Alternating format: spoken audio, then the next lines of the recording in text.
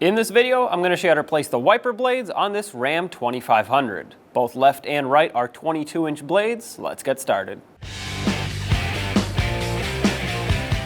Start by lifting up the wiper arm and hold it in place.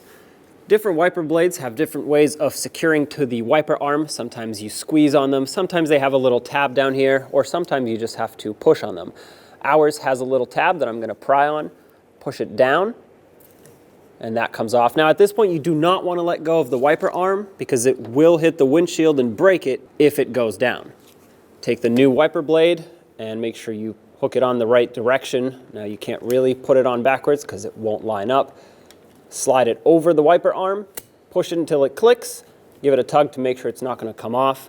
And on the end of this wiper blade, you'll see that there are a couple white pieces of plastic. You have to remove those. These are just to protect the rubber blade during shipping and storing.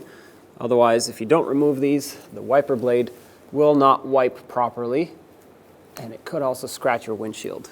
At this point, you want to lay this arm down gently, and the procedure is exactly the same on the passenger side. When only the best will do, demand TRQ. The only company that lets you view before you do. TRQ is committed to offering the highest quality aftermarket auto parts that are engineered for peace of mind. Thanks for using and viewing with TRQ.